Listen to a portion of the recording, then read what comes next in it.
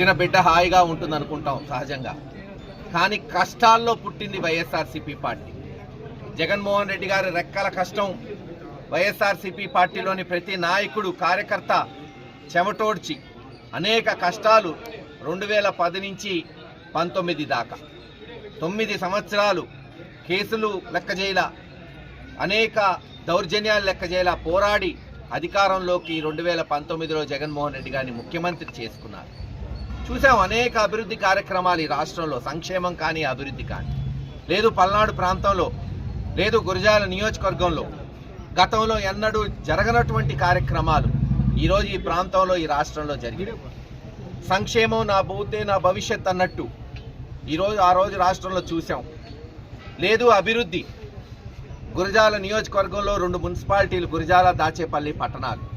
రాజశేఖర రెడ్డి గారు పిడుగురాళ్ళని మున్సిపాలిటీ చేస్తే జగన్మోహన్ రెడ్డి గారు గురజాల దాచేపల్లిని చేశారు.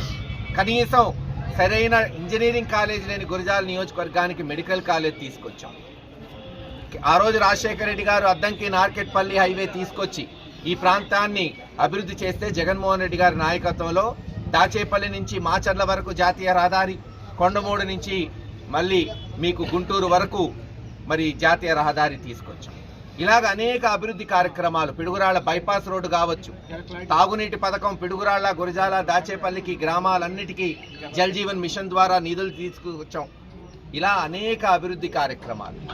లేదు పిడుగురాళ్ల నడిబొడ్డులో కేంద్ర ప్రభుత్వం నుంచి నిధులు దాదాపు 50-55 కోట్లతో బ్రిడ్జి శాంక్షన్ చేయించాం. ఇలా అనేక అభివృద్ధి కార్యక్రమాలు చేశాం. ప్రజల పాలన సౌలభ్యం కొరకు సచివాలయాలు, వాలంటీర్ వ్యవస్థ ఈరోజు ప్రజలు చూస్తున్నారు.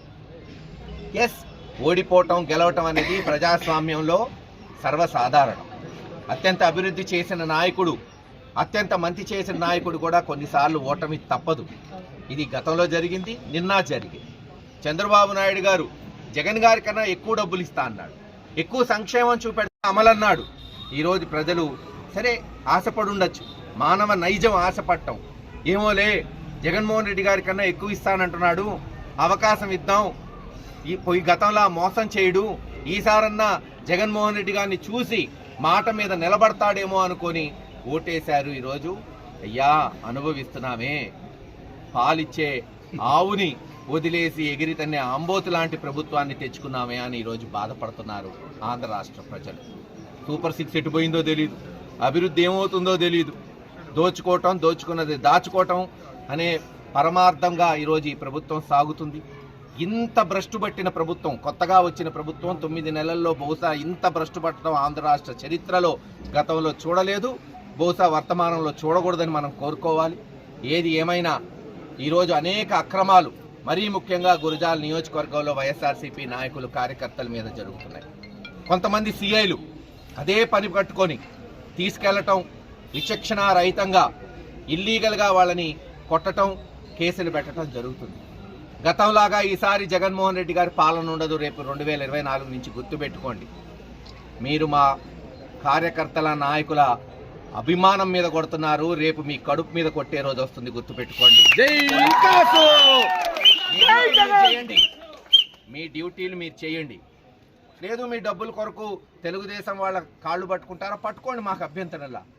కానీ ఇప్పటికే జగన్మోహన్ రెడ్డి గారి దృష్టికి ఈ ప్రాంత పరిస్థితులు తీసుకెళ్ళాం. ఆయన ఒకటే మాట ఇచ్చాడు, మహేష్ ఎవరెవరినైతే కొట్టారో ప్రతిదీ రేపు 2024 తర్వాత ఎఫ్ఐఆర్ అవుతుంది. ప్రతి కేసు అదే స్టేషన్లో ఎఫ్ఐఆర్ కడతాం. ఏ సిఐ ఎస్ఐ అయితే కొట్టాడో మళ్ళీ ఇక్కడికే వచ్చి సస్పెండ్ అయ్యి కోర్టు చుట్టూరు తిరిగేటట్టు చేస్తాం. ఇల్లీగల్గా ఎవరిని కొట్టినా సరే వదిలే ప్రసక్తే ఉండదు. ప్రతి కార్యకర్త, నాయకుడికి న్యాయం జరిగే రోజు ఎక్కువ రోజుల్లో లేదు, 3-4 సంవత్సరాల్లోనే వస్తుంది. అందరం కూడా ఇందాక నేను చెప్పినట్టు వైఎస్ఆర్సీపీ పార్టీ కష్టాల నుంచి పుట్టింది. మాకేం కష్టాలు కొత్త కాదు, పోరాటాలు కొత్త కాదు. క్షేత్రస్థాయికి పోతాం, అవి కూడా సరి చేసుకొని ఒక నూతన ఉత్తేజంతో జగన్మోహన్ రెడ్డి గారి నాయకత్వంలో పోరాటం చేసి మళ్ళీ వైఎస్ఆర్సీపీ జెండా ఆంధ్ర రాష్ట్రంలో రెపరెపలాడేటట్టు, ప్రజలకి న్యాయం జరిగేటట్టు మా రాజకీయ ప్రయాణం ఉంటుందని తెలియజేసుకుంటూ సెలవు తీసుకుంటాం.